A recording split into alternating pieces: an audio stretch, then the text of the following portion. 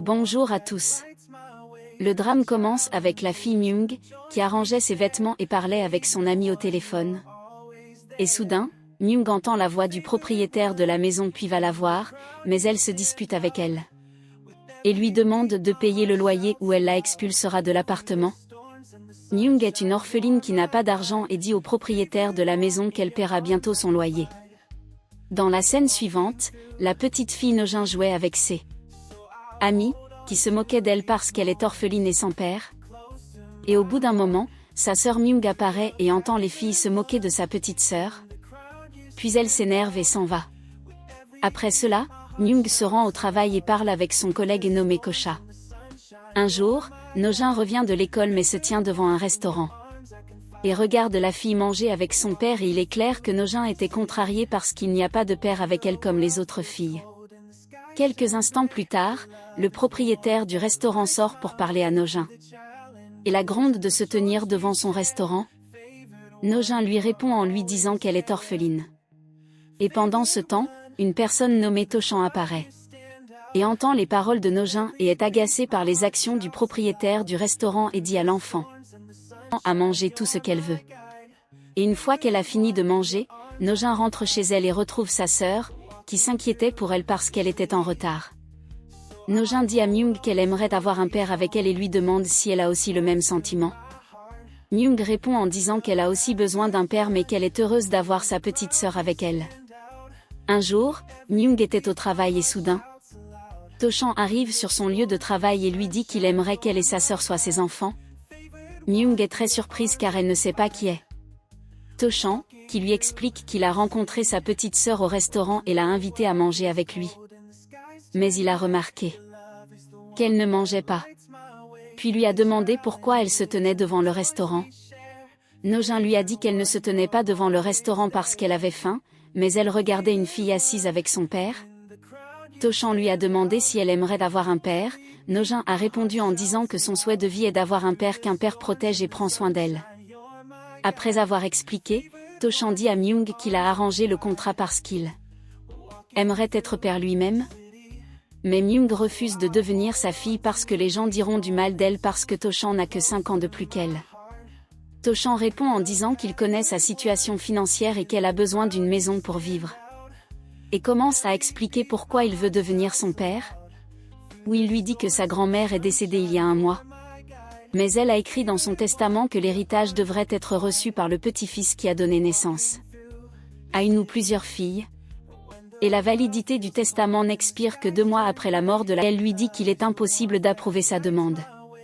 Plusieurs jours passent, le propriétaire de la maison se rend chez Myung et lui dit qu'elle a la dernière chance de payer le loyer. Myung ne sait pas comment la payer puis décide d'aller à Tochan. Et lui dit qu'elle accepte d'être sa fille légale. Après cela, Myung se rend avec sa sœur chez Tochan, qui lui dit qu'elle dormira à l'étage avec sa sœur et qu'il dormira en bas. Myung est surprise et dit qu'elle n'était pas d'accord avec Tochan dans le contrat pour vivre avec lui dans la même maison. Tochan lui dit qu'il n'y a aucun problème à vivre avec elle dans la même maison car il est devenu son père légal sur le papier et devant tout le monde.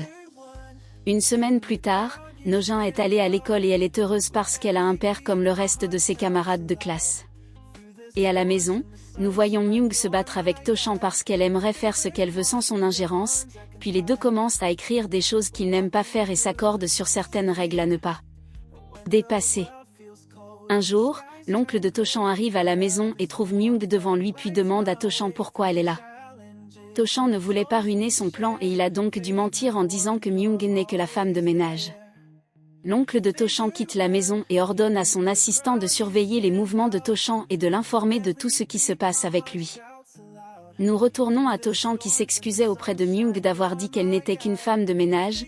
Myung répond en disant qu'elle n'est pas en colère contre lui et s'en va, cachant la douleur dans son cœur. Un jour, 2 femmes sont venues sur le lieu de travail de Myung pour porter plainte contre sa petite sœur Nojin pour avoir battu leur fils.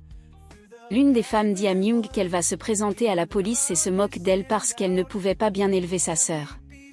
Le collègue de Myung essaie de la défendre et soudain, To-chan apparaît et interrompt leur conversation et commence à défendre Myung et dit aux deux femmes qu'il a obtenu l'enregistrement de la caméra de surveillance et a regardé leur fils quand il battait No-jin et il est prêt à faire face à la situation légalement.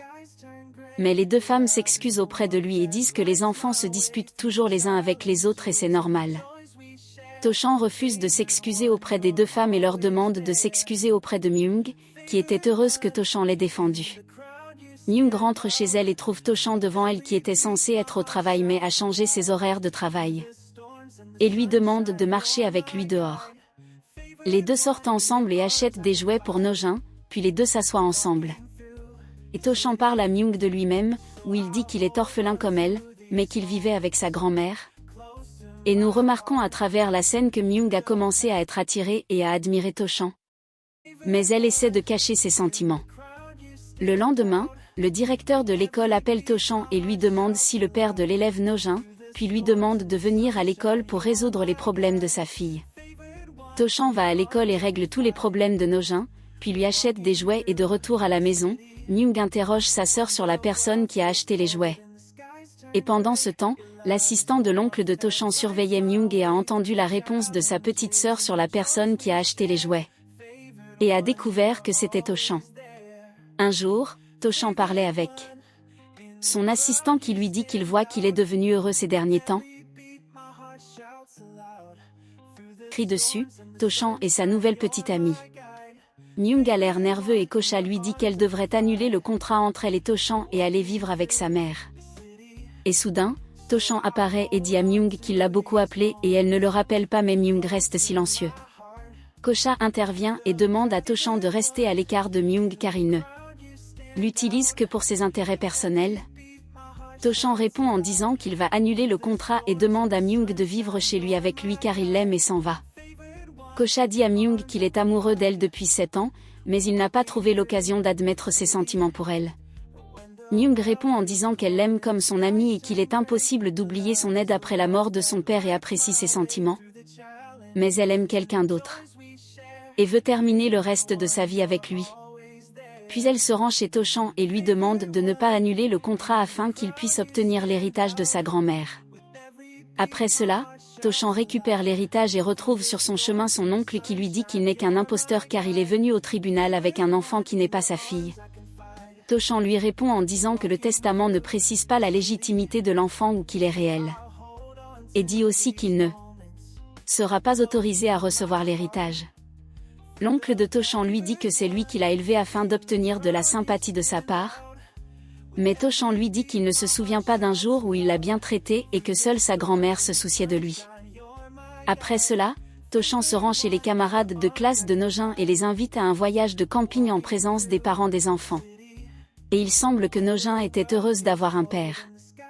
Et que ses camarades de classe ne se moquent pas d'elle.